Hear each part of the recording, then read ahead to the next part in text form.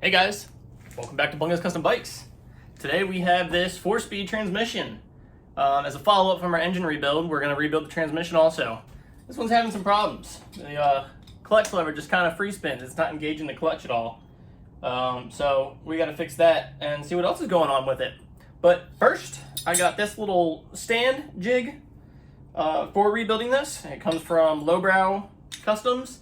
TC Bros, everyone makes one, but basically, we're just going to weld it together like that, and it'll sit in the vise so that we can actually mount our transmission to it. So let's weld that, and let's get to work.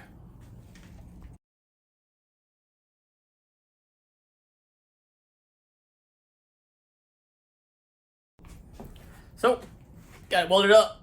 You see it's still smoking and very hot, so I'm going to leave my gloves on. But basically all it does is, you see these 4 holes? They match up perfectly with the bolts on the bottom of the transmission. So we can just drop the transmission right into the little jig, and then we'll be able to hold it on our vise. Woo, she's hot. Buddy. It's almost like I just welded it or something. But we'll wait to put the transmission on until it cools down. There you have it. It's mounted. Now that it's in the vise, we can kind of move it around as we see fit and do what we got to do. So, most of you know the 77 Shovelhead did not come with an electric starter. This is aftermarket, something that came with the bike when I bought it. It's pretty cool. I'm going to leave it on, but it's got to come off for the rebuild. So let me take that off. And here you see we have our nitty-gritty 4-speed transmission. First thing I want to do is I want to spin it around and back you up a little bit. And we're going to take the kicker pedal off and the clutch lever off just to get those out of the way. The clutch lever is held on just with this one nut at the top here. It's a square drive, so you take the nut off. Take the washers off, and off comes the clutch lever. And we'll set that aside. Similar to the engine video, it's going to be kind of important that you have something to contain all your parts. There's going to be a lot of parts in this again. Next thing I want to do is I want to get the kick lever off, and that's just these 2 nuts here. Alright, now we should be able to pull the kick lever off. Might need a little persuasion.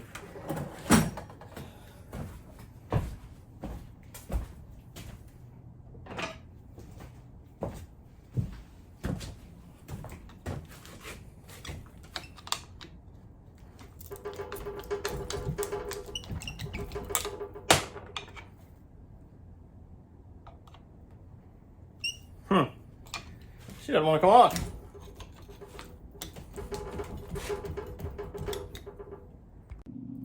All right, that got violent. We had to pretty much smash it with the hammer. It just, corroded onto the kick lever there, or the shaft, kick shaft. Next thing I want to do is I want to take, it's probably still hot. I want to take this spring off. Now do this with caution because it is under tension. So, just be real careful when you do it. Let's see if it's still hot. Yeah, it's still a little warm. But yeah, the spring's gonna come off next. So something alarming is this little plug right here on the case, and it's all cracked right there. So may end up needing a new cover, but we'll see. Next thing we're gonna do is we're gonna get the ratchet top off. I'll spin it around for that. Yeah. Just gonna hit everything today.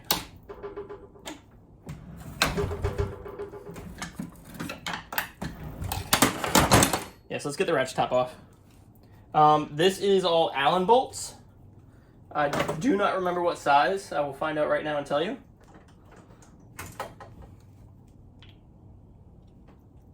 All right, there is a 5/32. So we'll go around and get those. There's 1, 2, 3, 4, 5, 6, 7, 8, and then there's 9, 10 up here that I'm gonna have to get a long extension for. This one in the back is the breather bolt. It sits right here in the back. Don't lose that one. But let me get these off real quick. So word of advice, some of these get real gunked up with dirt and grime and just road schmutz. So get yourself a pick and just kind of dig all that stuff out before you try and get your Allen wrench in there, or you will wallow it out. And we don't want to strip these screws.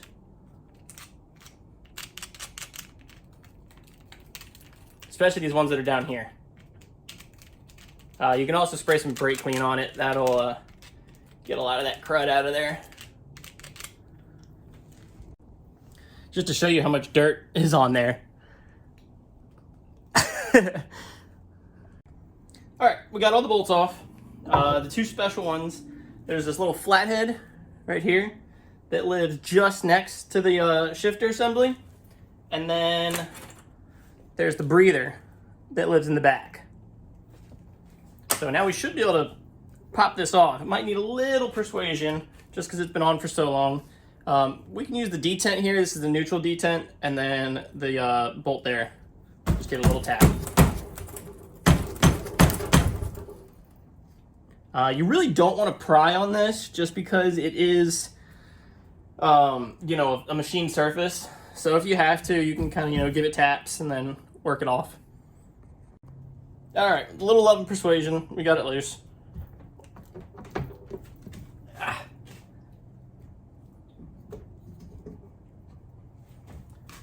And there you have it. That is your ratchet top. And the reason they call that is because it ratchets. And then these here would actually change the gears. It's really clean. I like that. It looks really good in there. So we'll set that aside. And we'll look inside this case. I'm not really liking this because there is a lot of rust in here. Let me move this and show you.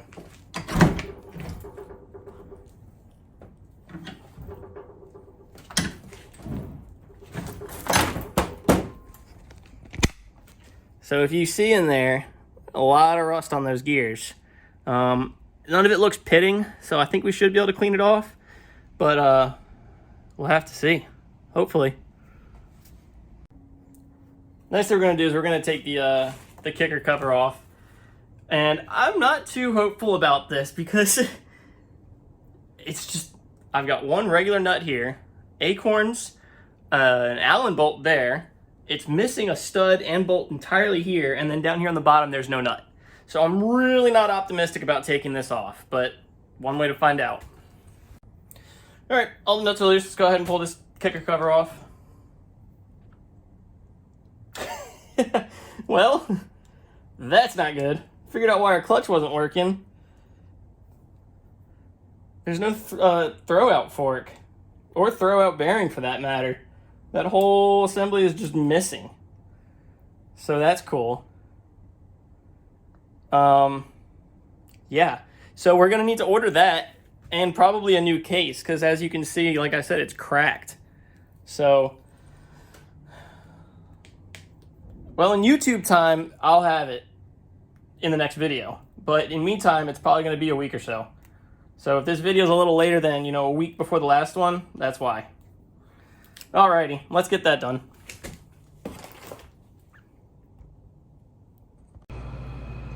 So, next thing we want to do after we get this clutch push rod out is we want to take off this final drive gear. And this has this large nut on it and some of these lock rings. And all these lock rings they're just these little tabs that bend over the nut. And the best way to get this off, since it's attached to the main shaft, is we just want to lock both of these shift dogs in place, and that'll lock up that main shaft for us. That way we can actually spin that nut off without spinning the main shaft or the counter shaft. This is reverse threaded, so it'd be lefty tighty, righty loosey. It is a large nut. They have a special socket that you can buy that goes on it. I'm just going to get a wrench on it and crack it off. So off comes the nut. The lock ring, which in the new rebuild kit we got from Jim's Machine, it has all new lock rings for all the lock rings in this, so that can be thrown away. And then the drive gear itself. A lot of people will get these reversed, where this concave side will be facing out. The concave side always goes in, and the flat side always faces out. Next thing we want to do is we want to get the shift fork shaft off. And the way this comes out is basically just by tapping it. There's a little hole right up here, and we're going to get this retaining pin off, and then this just pops out. And we do have a new retaining pin as well from the Jim's Machine Kit, so we'll just go ahead and pop this old retaining pin out, or clip, not pin. My bad. My bad. So we'll just go ahead and pop that out. Clink. And then you really just want something that'll fit down in this hole here. Something kind of short and long. And I'll probably just end up using an Allen wrench. But there's a hole right here, and we're just going to tap this shaft out. So with just a little persuasion, it should start sliding out. And there it goes. So that is the shift shaft, or the shift fork shaft. As you can see, there's a lot of rust on that. So, we could clean it off with, an SOS pad, or I guess an abrasive pad. But our kit comes with a new one, so we'll hang on to it for now, but we're going to toss that. Next, we're going to go ahead and take out the shift forks. So this one here on the counter shaft is the 1-2 shift fork. As you can see, it's much wider. And then this one down here is the 3-4 shift fork. Much smaller in size, but you can tell the difference. 3-4, 1-2. They won't fit opposite, so I mean, it's still a good idea to keep them separate, but they won't, like the 1-2 won't fit on the 3-4 and vice versa. So we'll just kind of keep these aside. So now we can actually start going ahead and taking apart the counter shaft, and then we'll do the main shaft. So the first step in getting the counter shaft out is taking this nut out, which is actually what holds that counter shaft in. And if you see this little kind of washer looking thing here, it's flat on one side, and that indexes with this keeper here that's on the main shaft. So we're just going to pop the ears down on the locking tab and spin that nut off. It's a 7/8. You can get it with a socket or an impact or any other wrench, but it is a standard thread, so you just spin it off the correct way. So that nut comes out pretty easily, and then we'll just take the, I want to call it a thrust washer, but I know it's not. This thing.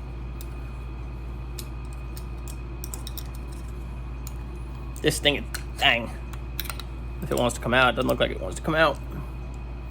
Hold on. So this counter shaft was actually installed incorrectly.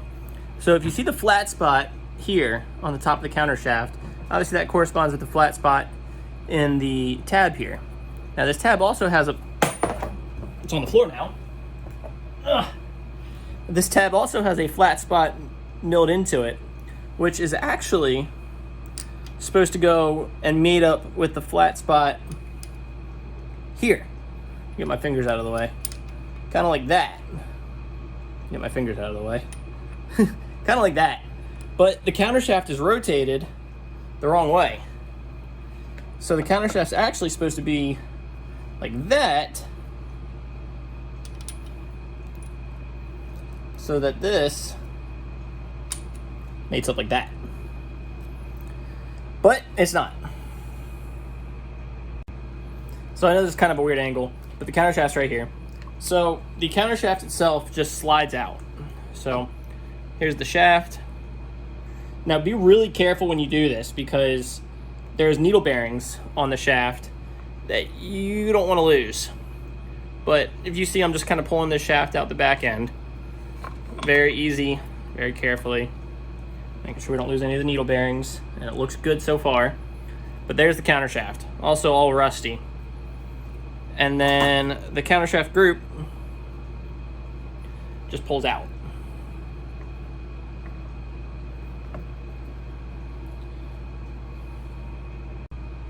So it takes a little finagling, but it does come out. And as you can see, all those needle bearings in there, or maybe you can't see it, but you want to be real careful you don't drop those out. It's definitely good to, double check and look around in the case to make sure. There's 22 needle bearings in each side. And again, don't lose them.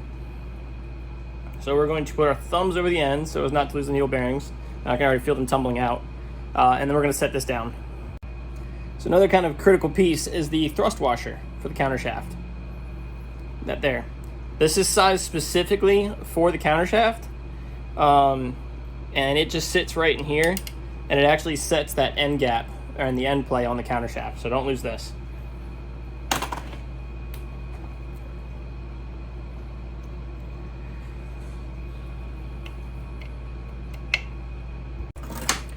Next, we want to take the or counter shaft bushings out, and these just kind of get pressed into the case. There's one bushing, and then there's one on the other side here, and we'll get that out.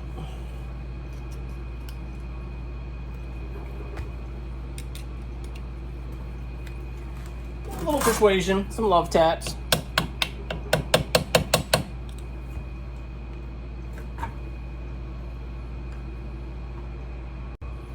Next thing we're going to work on is getting the main shaft out, and that starts with this nut here, which holds the kicker gear in. And as you can see, the kicker gear is spring-loaded, and that's what actually allows it to engage and disengage from these dogs. You know, as you can see, it kind of ratchets. And yeah, that'll be the next thing to come out. We're going to flip the case kind of up on end so that we can get on that, and we're going to clamp it with the other end of the main shaft. So we've got the case clamped in the vise. I've got a pair of copper little kind of slats so that we don't mar the actual shaft. And next thing we're going to do is we're going to get this nut off here. I believe it is standard thread, not reverse thread. Let's find out. I want to say this one goes to like 65 foot-pounds, so it's going to be on there a little bit. And maybe it is reverse thread. Oh, if we tighten our vise down. I think we need a torque multiplier. It is in fact standard thread, and we'll just take the case around with us as we go. So that nut comes off. That'll get saved, obviously. Let me get another box.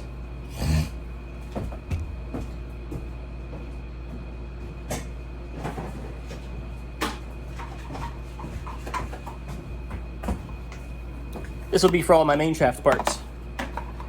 And then there is a washer. Well, it's actually another lock ring that was not locked, so that's fun. This one has a little locking tab on it that fits down into... that's gonna have to come off. Into this little Kickstarter gear. Sorry, had a brain fart. I'm gonna have to get some persuasion to get this off. It's kind of locked in there a little tight. So before we get too persuasive, we actually want to get this third gear snap ring out so that we can get to the main shaft. And to do that, we first have to take these 4 bolts out. If you see, I've already got 2 out. 1 and 2. Whoa! And one of them is on the oil slinger, which is the little tab that sits at the top here. And that just makes sure that your throwout bearing gets oiled. Sometimes these are Phillips head, sometimes they're flathead. Mine right now are Phillips head, which I imagine is probably not original, but that's okay. Either way, it's coming out. All right, so next thing we want to do is, now that we got that all the screws for that cap off on the top, and that cap is actually what covers the ball bearing for the main shaft, we're going to take our mallet and we're going to just pop the main shaft on the bottom here, and that will move the main shaft out and give us access to the third gear snap ring. And that third gear snap ring is really the only thing that will hold this main shaft on, because the main shaft will slip out and leave third and fourth gear behind. So let's give this a couple taps just so we can get better access to it.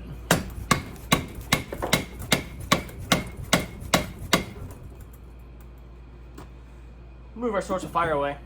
Obviously when you're doing this, you know, don't use like a hammer. Use like a mallet or a block of wood.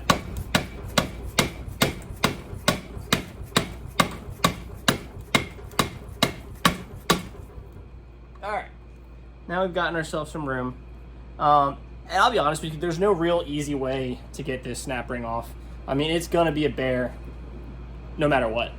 So just kind of, you know, get a screwdriver in there. I know it's hard to see, but it's right here behind this third gear, right down there where my finger is. There's a snap ring. You just kind of got a screwdriver and pry it out. The snap ring's going to get replaced, so if you damage it, it's okay. But yeah, you just got to get in there and work it out. No real easy way to do it. All right, far from easy, but if you see here, that's the little groove that snap ring sits in. Here is third gear. There's the snap ring, and then that's the shift dog. So now that third gear is loose off the main shaft, we're just going to take our mallet and pop that end of the shaft to push it out the back. You can already see I've got a pretty good gap here. All right, now if you watch, it will just slide on out. You got to get that gear lined up. And out she comes. There's our main shaft. Decent amount of rust on it. The bearing feels okay. This is the ball bearing down here. It feels all right. A little bit of dirt, debris. I think it'll clean up and we'll be just fine. And then as you can see, there's the kicker gear assembly. It's got these little ratchets in it so that it will actually ratchet when you kick it. But that's that. And then third gear, snap ring, shifting dog, and then fourth gear is what's going to come out next. So a lot of people don't have a great relationship with fourth gear, and not because of the gear itself, but because of this. This seal is notorious for leaking, and a lot of times it's just because it's not assembled correctly. You know, you've got the seal itself, and then there's the race that fits inside of it. And then fourth gear is right here. And fourth gear is just kind of pressed in, so we'll take fourth gear out.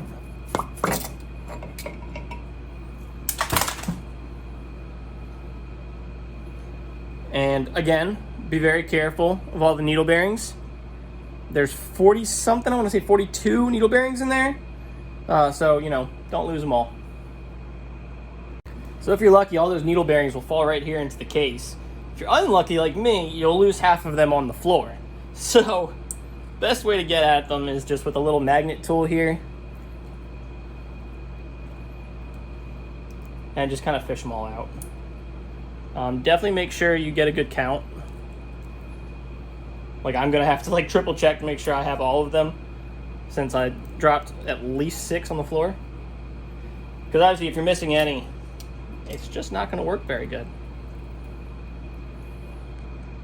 Next, we're going to get the bearing race. This is this guy here.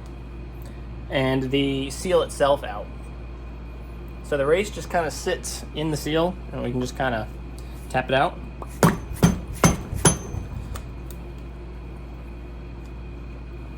It's a little stuck.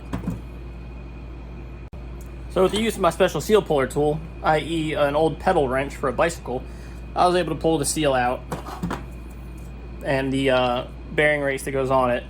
And I suffered a minor casualty, but we'll be all right.